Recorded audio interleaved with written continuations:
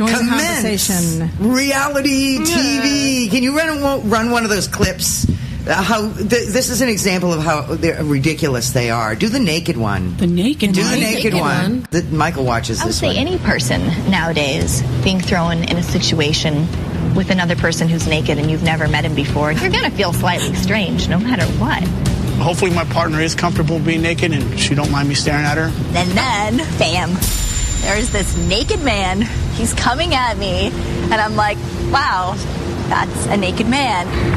What show was profound. There's your typical Naked and Alone. Naked and Alone. A lot of men watch these reality shows. I hope she don't mind me staring at her. It's from a reality TV, Naked and Afraid. Naked and Afraid.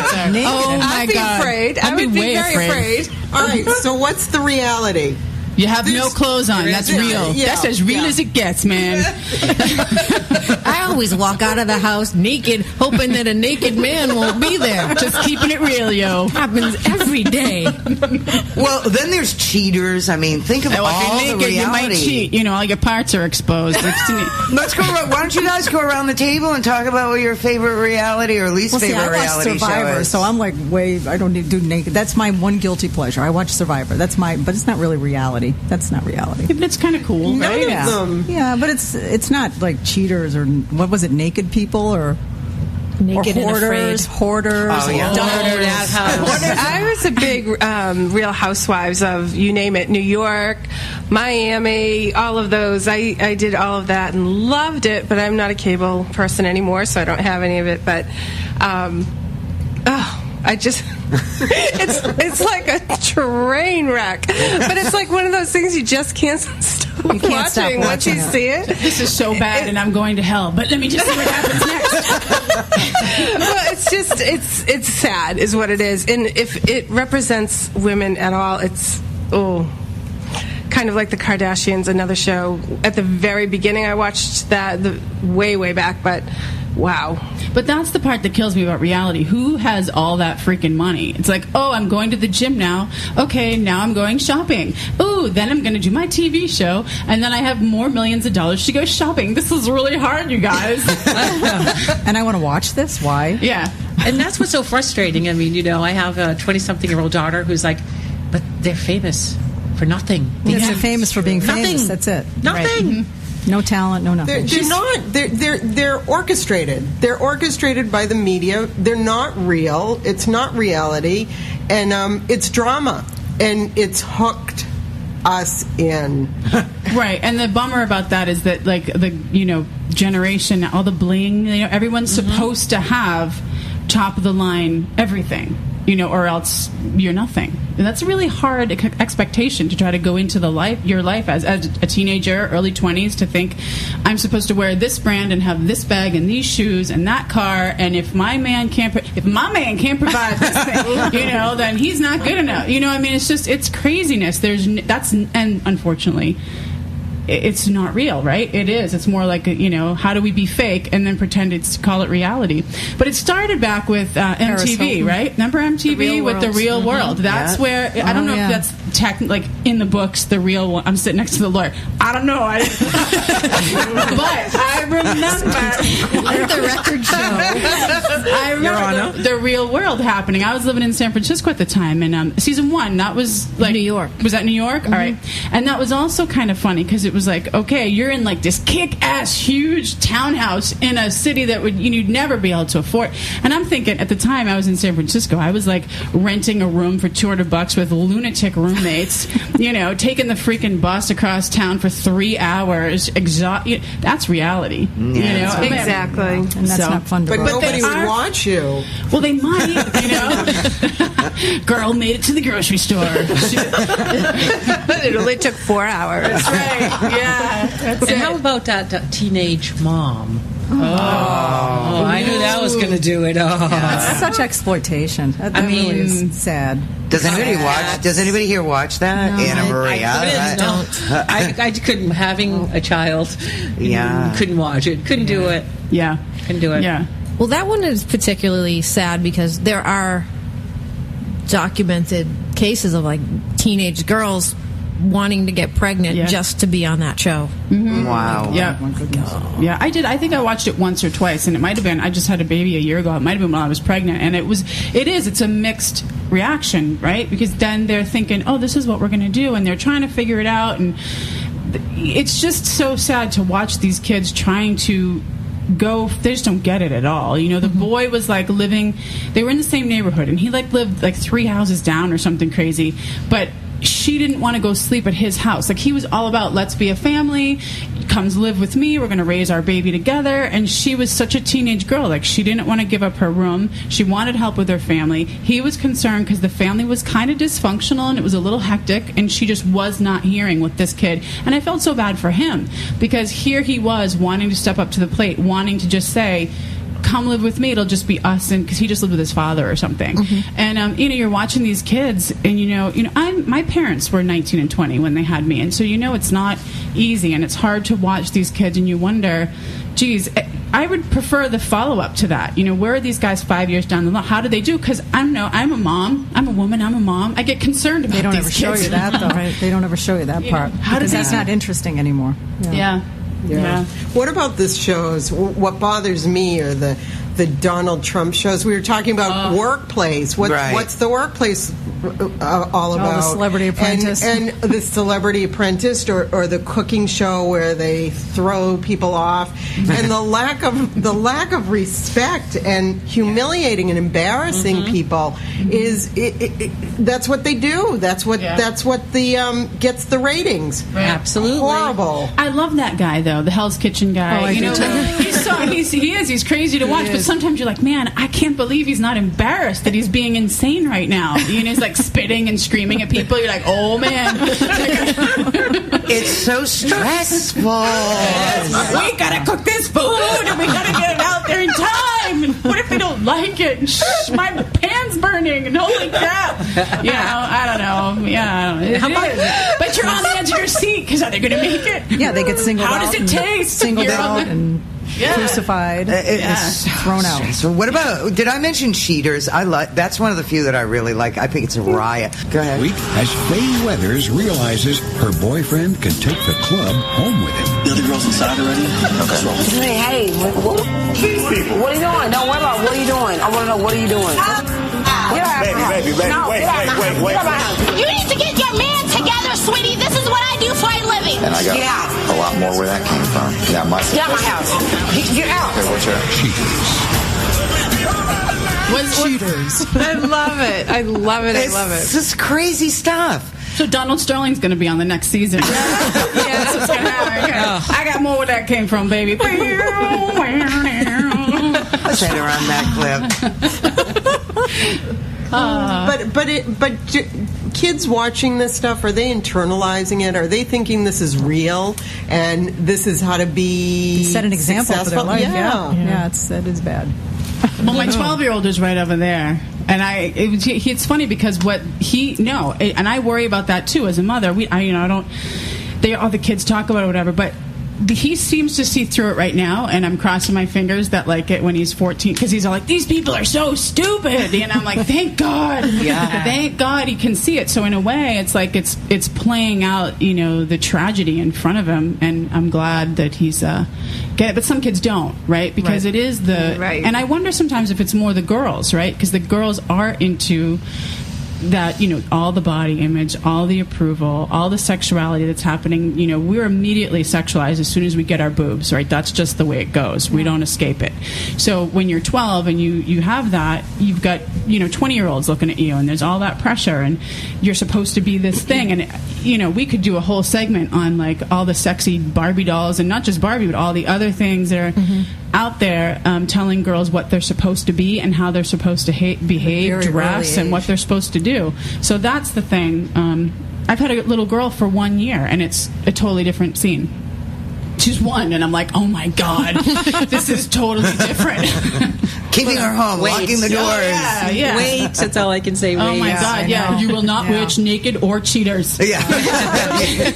Well, I work with 6 and 7-year-old first graders, and I'll tell you, it definitely hits them. You know, tell one of them to sit down, and she'll look at me, 6 years old, and go, "Oh no, you didn't." I'm not kidding you with the whole, the hand movements, the head movement. Come on. Is that the honey boo boo move? Or I don't know what's the honey boo boo. I don't even know, honey boo boo. Yeah, poor honey boo boo. She gets. I feel bad now. See, that's the one. Okay, this is a good thing because people are so freaking mean, and this girl's like 6, right? And I'm like, she's 6. Am I psyched that she's like in this? What is it called? The pageant. Thank you. And she's in the pageant, and she's being made up, but she's got spunk. I think she's funny. She's funny. She's because of Mama June. Okay, Mama June. Mama June. Want to see? I don't watch that closely. But to see adults slamming these little kids, right, and saying really mean stuff, I'm like, that's rough. Well, what's interesting about Honey Boo Boo is... Yes, tell us. It sounds so serious. What's fascinating about the Honey Boo Boo?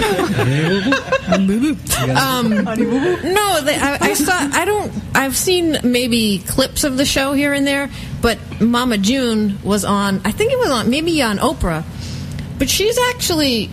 See, the thing is some of the people, they're in on it. Like, she knows that people make fun of the family, but her thing is like, you know what? I'm making a lot of money for my family, and it's all going.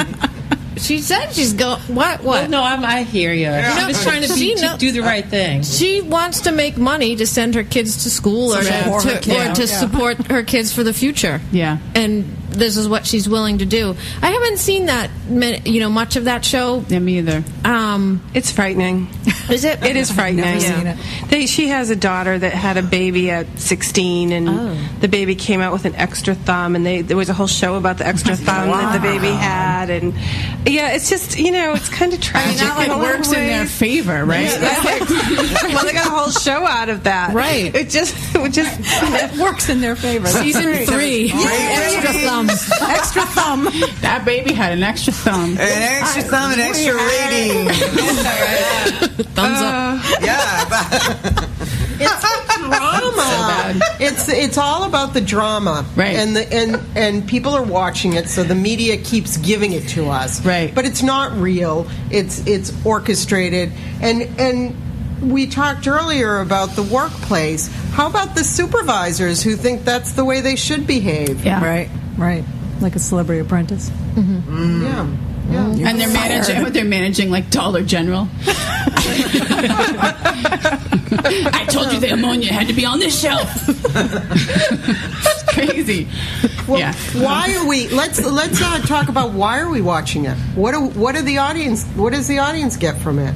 So we're watching this tragic, humiliating, exaggerated. Because we're all voyeurs. We're looking into somebody else's life, and we get to watch that. We all want to be Snooki. Come on. Oh, yeah. I think it makes us feel better about our lives to watch what a train wreck theirs is. Then sometimes our life doesn't seem quite so mundane or whatever we think our lives is like. But the human beings we're always trying to understand ourselves, right, and figure out how we feel and how do we interact with each other. And so watching these people trip up, make mistakes, cry. It's like they're out there doing it for us so that we can be safe in our little house, which none of us are. We're all out here on a radio show, so I can't say that's not. And that's not everybody that's afraid to get out in life, but processing our feelings. Personally, this is what I'm thinking: processing people, your feelings and your stuff. But what gets me is how we are so willing to demean each other. And that's the part that bothers me. And not to say that I don't, okay, so remember The Bachelor? That was the other one. I was going to say Juan And Pablo. I got so sucked into The Bachelor that first year. I was like, I was just flipping through the TV on this show. I'm like, what the hell is this show? And I'm watching it, and then, you're just like, what? And then you trip out, right, through the whole show. Like, the whole thing is this dialogue. Could I do this? What are they doing? I can't believe, 3 people are making out, this guy, that guy, and then how do you, so there's that other dialogue of could I do it? Would I do? How would I have responded? Because we all need extra stuff going on through our head. Right. We have nothing else in there. Right. I watch a bit of reality TV. Mainly it's just an escape. I find when I watch TV, I want to watch something kind of mindless. When I want serious, I'll watch the news, I'll read a book, I'll see a movie. But when I'm my TV mode is kind of stupid or mindless. And but it's funny because like I have my own little hypocrisy with it. You know, like I would never watch Jersey Shore, but I watch Housewives of Beverly Hills every week. You know? Oh yeah, and I episode binge. Yeah. So if anybody wants to call in, please call 617-500-7100. Come on, chime in on the reality series. I know you're watching it out there. I know men watch Hoarders and Cheaters and all these other Duck Dynasty shows. And I know a lot of women watch the Juan Pablo. Juan Pablo. Which was that? Bachelor. Come on The Bachelor. Juan Pablo. Okay. Oh, I haven't seen the new one. Oh yeah, and he ended up not asking anybody, and was that a was jerk. he was a jerk. That was a mess. Yes. Yeah. So come on, call in about that. 617-500-7100. How about those moonshiners? Has anybody seen that show? Like this underground world of how moonshine is made and sold. Yeah, those boys are pretty. As opposed to them Duck Dynasties. Just because they do some moonshine. How do they get away with that? They're illegally manufacturing moonshine. Awesome question. And then they milk gallons and cars. And, wow. I don't know. There's so many too. Like you could take any topic, and there's a Well, there's the question. The moonshine begs the question: are these really reality, or are these planned? Are these just?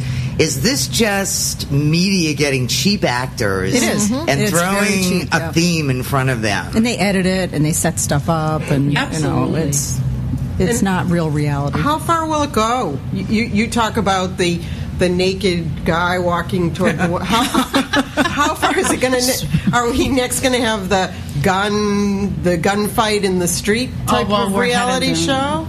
Yeah. I honestly, there's one that Michael likes. Michael's my partner. He loves that show. I don't know if you've seen it. It's the guy that runs the pawn shop. I like great with his Pawn Stars. Totally. With his son and his daughter. I've been to that pawn shop. Go there. You have? Yes, I have. Oh, we should all do a jealous? Can I touch you? I know that you've been to that. We should do a road trip there. But one of the things that I wonder about all the time is, what about the people in that store that start scenes?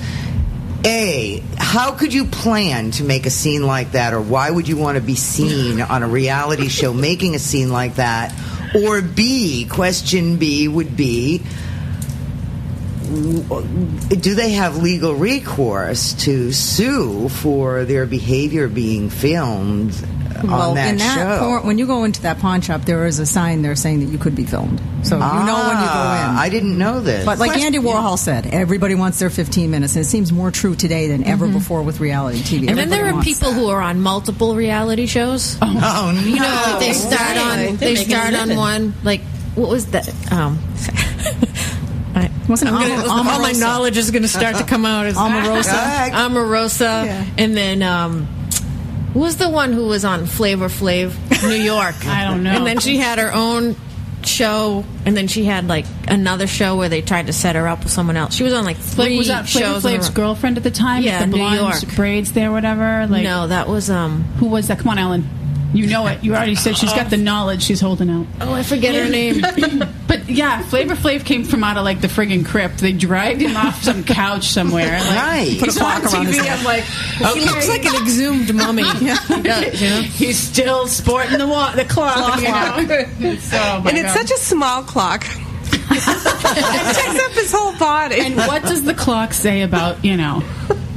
I want to know about this naked show. I need to know more about this. I didn't know there was a naked reality. What's the premise of the naked show? Yeah, really. I'm naked. Okay, cut to commercial. There is this naked show. Michael found it. It's on. There was one on Sunday night, and I was getting ready to go to WAF. Generally, he's got the TV on. And I was listening while I was getting ready. I finally went in. I said, "What are you watching?" And it's this naked couple. They're out in the middle of nowhere. It's a survivalist show, and they're naked. And they're naked. I think I saw that. Of course, you know it's definitely geared towards men, right? Oh God. I'm dying over here. Do they get to bring toilet paper? No, they win nothing. They've got nothing. They're just naked and dropped off I think it's called Naked and Afraid. I think that's the title of it. So they just drop them off somewhere naked? And they win nothing. They get nothing. No, don't they win money if they make it 3 weeks? No, they get nothing. There's no prize. If it's the one I'm talking about, they get no prize. See, I made a joke that I just get to be naked. They're just naked and afraid.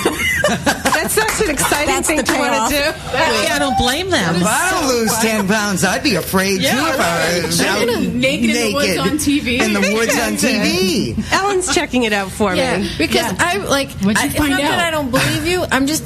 Like, how do they do that I can't on imagine TV? people not getting paid to be like. If I was going to be naked and afraid, I'd get money for it. Like, On I'm TV. not doing that for free. Look, you don't look scared enough, Ellen. Come on, bring it up. You're not naked enough. So this is a new one I want everyone to check out. Naked and Afraid. Oh my God! Except for you, Noah. You don't get to see. They're pixelated. It's censored. He knows about it. Yeah. Of course he does. These rotten kids. How old is he? 12. Naked and afraid. I forgot. 617-500-7100 is the number here. And while Ellen's looking up Naked and Afraid... Oh, there's a lot of pixels. Okay. Too many Some have pixels. more pixels than others. We're going to have to revisit this, and maybe we'll make that just a topic on its own, Naked and Afraid, for one of our future...